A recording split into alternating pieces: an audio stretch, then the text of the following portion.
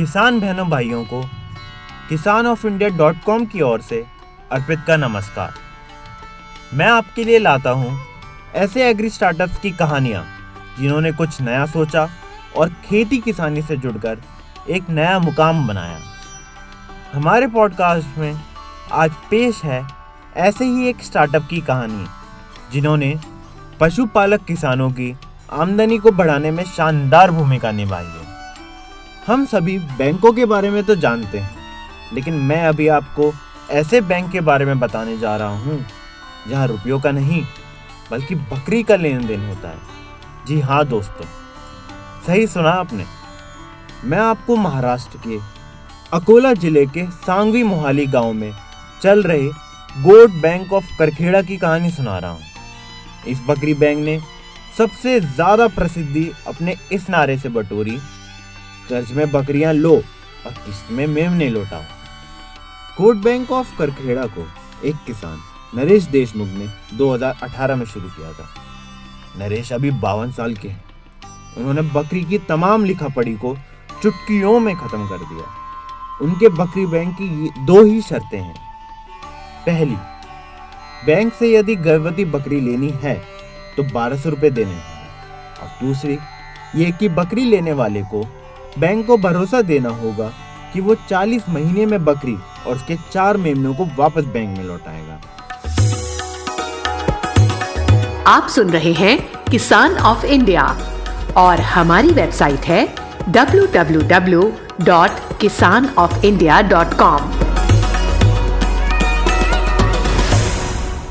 मैं आपका दोस्त अर्पित लाया हूँ एक खास प्रोग्राम एग्री स्टार्टअप्स की कहानियाँ अर्पित के साथ, जहां आप सुनेंगे उन कामयाब स्टार्टअप्स की कहानियां जिन्होंने अपनी मेहनत और हिम्मत से एक मिसाल कायम की है और हमारे एक मददगार दोस्त बनकर सामने आए हैं। अब मैं आपको बताता हूं कि आखिर नरेश देशमुख को बकरी बैंक बनाने का आइडिया कैसे आया। बात 2018 के आसपास की है।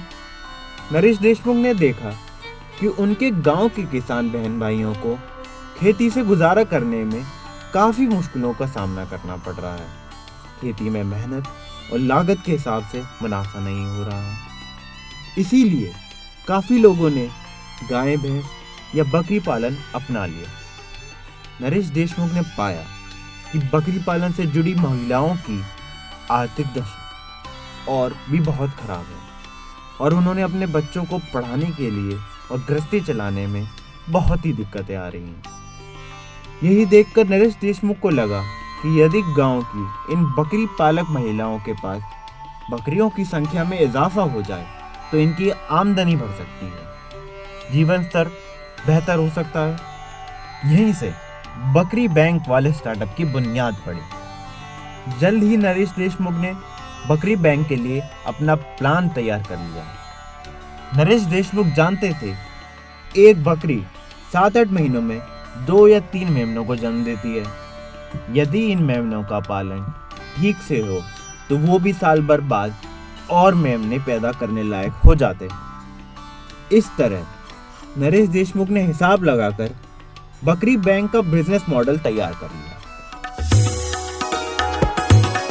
आप सुन रहे हैं किसान ऑफ इंडिया और हमारी वेबसाइट है www.kisanofindia.com। मैं आपका दोस्त अर्पित लाया हूँ एक खास प्रोग्राम एग्री स्टार्टअप्स की कहानियाँ अर्पित के साथ, जहां आप सुनेंगे उन कामयाब स्टार्टअप्स की कहानियाँ जिन्होंने अपनी मेहनत और हिम्मत से एक मिसाल कायम की है और हमारे एक मददगार दोस्त बनकर सामने आए हैं। नरेश देशमुख ने बैंक से 40 लाख रुपए का कर्ज लेकर 340 बकरियां खरीदी और गांव के ज्यादातर बकरी पालक परिवारों को 1100 रुपए प्रति बकरी के दाम पर इन्हें बांट दिया। बकरी बैंक की शर्तों के मुताबिक अगले 2 साल में नरेश देशमुख के पास करीब 1000 मेमने कर्ज वापसी की किस्तों के रूप में आ गए। इन्हें वो अपने बैंक से जुड़े एक खास फार्म हाउस में बड़ा कर रहे हैं ताकि इन्हें भी बकरी बनने के बाद अगले कर्जदारों को दिया जा सके। तो दोस्तों, अब नरेश देशमुख की कोशिश है कि महाराष्ट्र ही नहीं बल्कि बाकी राज्यों में भी अपनी बकरी बैंक की शाखाएं खोलें। बकरी पालन को आजीविका बनाने के इच्छुक लोगों को नरेश देशमुख अब ट्रेनिंग भी देते हैं। नरेश देशमुख का सपना है कि अपने बकरी बैंक को 1000 शाखाओं वाला संगठन बनाकर दिखाएं। नरेश जी की कहानी, उनकी कोशिश और उन्हें मिली कामयाबी की तारीफ हर वो व्यक्ति करता है जो उनके स्टार्टअप की कहानी सुनता है। किसान ऑफ इंडिया की ओर से मैं अर्पित भी उन्हें हार्दिक शुभकामनाएं देता हूं और मेरी दुआ होगी कि नरेश देशमुख का सपना जल्द से जल्द साकार हो। तो आज की कहानी यहीं तक। अगली कहानी लेकर मैं जल्द ही आपके पास आऊंगा। आप सुन रहे हैं किसान ऑफ इंडिया और हमारी वेबसाइट है www.kisanofindia.com। आप 9599273766 पर हमें व्हाट्सएप भी कर सकते हैं।